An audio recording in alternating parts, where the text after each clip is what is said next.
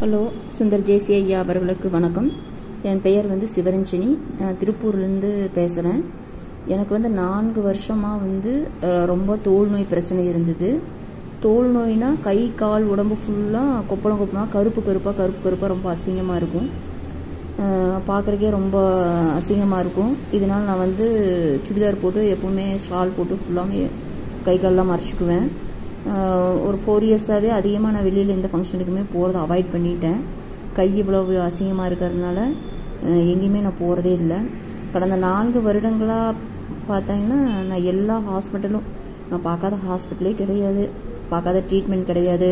Homeopathy allopathy என்னமோ எல்லாம் யார் என்ன சொன்னாலும் அங்கே எல்லாம் போய் உடனே பார்த்துருவேன். ஆனால் இந்த பிரச்சனை அப்போதைக்கு சரியாகிற மாதிரி இருக்கும். மறுபடியும் ஒரு வாரத்தில் மாத்திரை சாப்பிட்றது சரியாயிடுச்சு அப்படின்னு சொல்லி மாத்திரை சாப்பிட்றது விட்டோன்னா மறுபடியும் அதே இடத்துல மறுபடியும் புண்ணு வர ஆரம்பிச்சிடும்.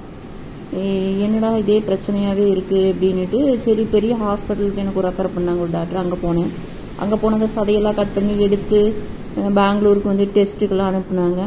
அங்கேருந்து பார்த்தா அங்கே ஒன்றுமே இல்லை அப்படின்னு சொல்லி ரிப்போர்ட் வந்துருச்சு. ஆனால் இந்த பிரச்சனை சரியாகவே இல்லை.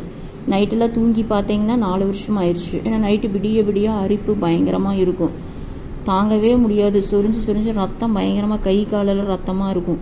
இதனால காலையில் என்னால் நைட்டெல்லாம் தூங்கவே முடியாதனால காலையில் எப்பவுமே லேட்டாக தான் எந்திரிக்குவேன். 7 மணி 7:30 மணி ஆயிரும். எந்திரிச்சு சமைக்கிறதே பெரும் பிரச்சனையாகவே இருந்தது. அப்புறம் எனக்கு ரொம்ப மறுபடியும் கடைசியாக ஒரு டாக்டர்கிட்ட போனேன். அவர் எனக்கு ஒரு 3 மாதம் ட்ரீட்மெண்ட் பார்த்தாரு, நல்லா இருந்தது. அப்புறம் ஒரு 3 மாதம் நல்லா இருந்தது. மறுபடியும் வர ஆரம்பிச்சிருச்சு. மறுபடியும் அந்த டாக்டர்கிட்ட போனேன். அப்புறம் அவர் என்ன சொன்னாருன்னா, அம்மா இந்த டேப்லெட் எல்லாம் ரொம்ப அதிகமாக எடுக்கக்கூடாதுமா, நீங்கள் பாருங்கள் உங்களுக்கு எதனால் வருதுன்னு முதல்ல பாருங்கள், நீங்களே டெஸ்ட் பண்ணி பார்த்துட்டு அதை அவாய்ட் பண்ண பாருங்கம்மா அப்படின்னு சொன்னார். நானும் எல்லாமே பார்த்தேன். ஆனால் டெஸ்ட் பண்ணி பார்க்குறப்ப எனக்கு அது என்னன்னே புரியல. சரி என்னடா பண்ணல. எனக்கு டாக்டர் இந்த மாதிரி சொன்னதுக்கப்புறம் ரொம்ப டிப்ரெஷன் ஆயிடுச்சு. டாக்டர் இந்த மாதிரி சொல்கிறாரு அப்படின்னு எனக்கு ரொம்ப பயம் ஆயிடுச்சு. நைட்டெல்லாம் தூங்கவே இல்லை. சரி என்ன பண்ணலாம் அப்படின்ட்டு யூடியூப்பில் சர்ச் பண்ணி பார்த்தேன், இந்த தோல் நோய்க்கெல்லாம் என்ன பண்ணுறது அப்படின்ட்டு. ஏன்னா சுந்தர் சேஜி ஐயா பற்றி ஏற்கனவே ஒரு 1 இயருக்கு முன்னாடி நான் கேள்விப்பட்டிருக்கிறேன். ஆனால் என்னென்னா இந்த ட்ரீட்மெண்ட் எல்லாம் போயிட்டு இருந்ததுனால என்னால் அதை ஃபாலோ பண்ணவே முடியல. அப்புறம் அவர் நோய்க்கு இது என்ன தோல் நோய் ஏன் வருதுன்னு ரொம்ப ஆராய்ச்சி பண்ணி யூடியூப்பில் நிறைய வீடியோ பார்த்துட்டே இருப்பேன். அப்புறம் தான் அவர் உணவு தான் எல்லாத்துக்கும் அடிப்படை காரணம் அப்படின்ட்டு ஒரு வீடியோவில் பேசியிருப்பார். 1 வேளை உண்பான் யோகி, 2 வேளை உண்பான் போகி, 3 வேளை உண்பான் ரோகி, நோயாளி அப்படின்னுட்டு. 3 வேளை சாப்பிட்றவங்க நோயாளி அப்படின்னு அவர் சொல்லியிருப்பார்.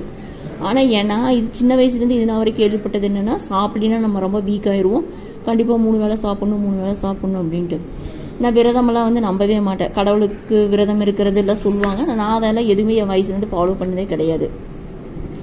சரி இவர் என்ன இப்படி சொல்லிட்டு இருக்கிறாரு, சரி ஃபாலோ பண்ணி பார்ப்போமே அப்படின்ட்டு சும்மா ஒரு நாள் ட்ரை பண்ணி பார்த்தேன்.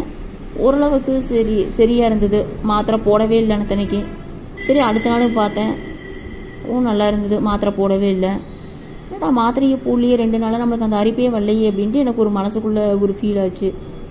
மறுபடியும் வருமோ அப்படின்னு பயந்துகிட்டே இருந்தேன். 4 நாள் ஆச்சு. நான் அந்த அரிப்பு இருந்தே சுத்தமாக மறந்துட்டேன். 4 நாளுமே என்னடா நமக்கு இந்த அரிப்பு ஒன்று இருந்து சுத்தமாகவே இல்லையே அப்படின்ட்டு.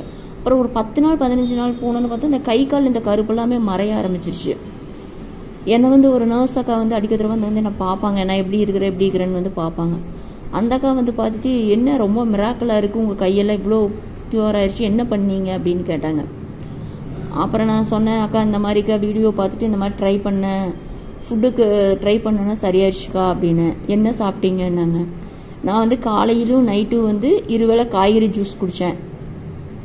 அதுவுமே ஃபுட்டு முடிஞ்ச அளவுக்கு 6 மணிக்குள்ளேயே முடிஞ்ச அளவுக்கு 7 மணி 8 மணிங்கிறத டச் பண்ணவே இல்லை. அடுத்த நாள் எதுவுமே நைட் ஃபுல்லாக அப்புறம் தண்ணி தான்.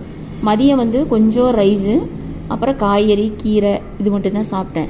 ஆனால் எனக்கு 15 நாளிலேயே அவ்வளோ மிராக்கல் நடந்துருச்சு. என்னால் நம்பவே முடியல. அந்தளவுக்கு ரொம்ப சந்தோஷமாக இருக்கிறேன். எனக்கு இந்த மாதிரி என்ற உடல் பிரச்சனை சரியாகிறதுக்கு ரொம்ப உதவி புரிந்த சுந்தர் ஜேசி ஐயா அவர்களுக்கு ரொம்ப நன்றி சொல்லிக்க விரும்புகிறேன்.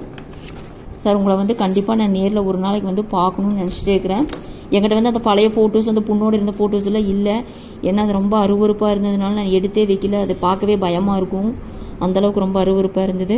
ரொம்ப நன்றிங்க ஐயா. உங்களோட வீடியோ பார்த்து ரொம்ப எனக்கு இந்தளவுக்கு ரொம்ப சரியாயிடுச்சு. என் பொண்ணு, என் ஹஸ்பண்டு எல்லாருமே ரொம்ப சந்தோஷமாக இருக்கிறாங்க. ரொம்ப நன்றிங்க ஐயா.